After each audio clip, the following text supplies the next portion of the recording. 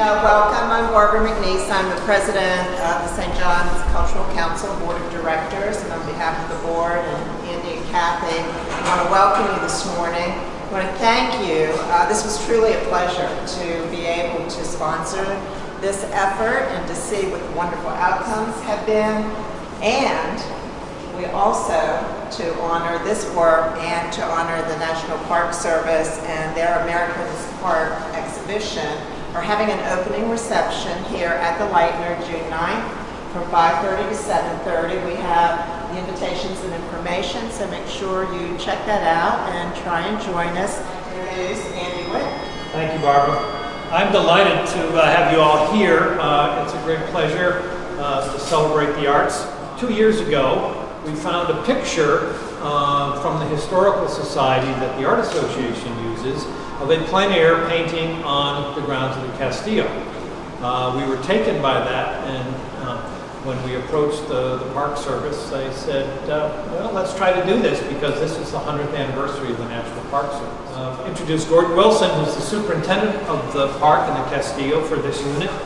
I'd also like to thank the Cultural Council because you were really a catalyst to make this happen. And of course, the Community Foundation of Northeast Florida, who also was an important partner.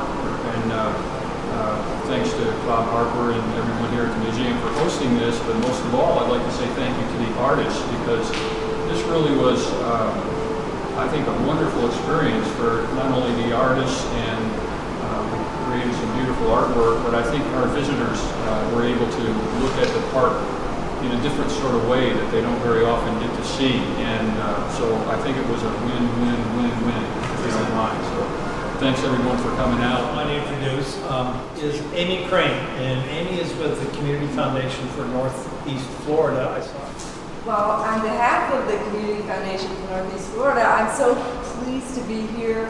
Couldn't ask for better partners than the National Park Service and the St. Johns County Cultural Council, and what a fantastic union in this centennial year. It was really delightful to be part of that planning, that idea of bringing the Park Service together with arts and culture. And St. Augustine, what a beautiful marriage in this community where both of those entities, like, it means so much. And it means a lot to the Community Foundation because we really value the idea of collaboration. And so to us, to be able to step back, provide that little bit of seed money, to be able to see that collaboration take shape. And what we really hope is that it's just the beginning of something really special that we can just have had that opportunity to seed in this community. And we just want to say thank you for letting us be part of it. Thank you. So we had a place, we had an idea, we had a place to paint, and all of you did fabulous work. There were over 70 artists who actually registered.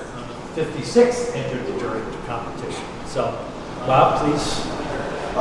This exhibit is sort of uncharted territory for us, and so it's kind of given us the impetus to do something we've talked about for a long time. We have an amazing building here, and there's some amazing spaces which we've had to adapt into a workable museum space. The area where we're going to have the exhibit is the mezzanine area around the historic pool, which is in the back of the building. And that area is indeed open, free to the public at all times. Our restaurant is back there. And so anyway, we're glad to have this opportunity to develop the space, and this was the impetus for doing this. And I can't think of a better subject matter than national parks. If it wasn't for our national park, the Castillo de San Marcos, St. Augustine wouldn't even be here, as well as the rest of the history in this community. We'd be just another Florida beach town. So having this opportunity to celebrate all national parks, and especially our national park, which we discovered was not included in this exhibit. So the powers that be, Andy and company, came up and said, well, we should have this plein air component to it, in which invited local artists. So we're going to have some wonderful paintings from our national park in Castillo, which will be as an add-on exhibit to this exhibit. So in the coming weeks when we have the exhibit open, I hope everyone will have the opportunity to come see it, because it really is going to be beautiful. I'm going to start with the honorable mentions, which are $250 checks.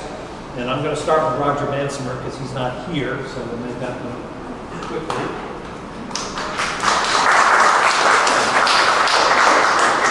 The next honorable mention is Claire Kendrick. Is Claire here? In the $500 awards, the Best of Media, there were two categories for Best of Media.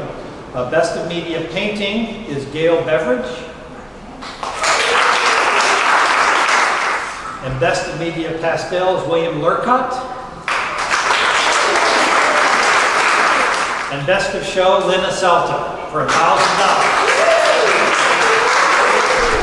I'm Barbara McNeese. I am the president of the board of directors of the St. John's Cultural Council. And something's coming up in June related to this art and these artists. We have a very special VIP reception June 9th from 5:30 to 7:30. We'll display the work of the local artists from the Plein exhibition as well as the America's Parks exhibition. It's 50 both oil and pastels from the National Park Service. They'll be displayed here at the Lightner in a wonderful new space that's a new exhibit space that we were able to help them provide. Thank you very much. You're welcome.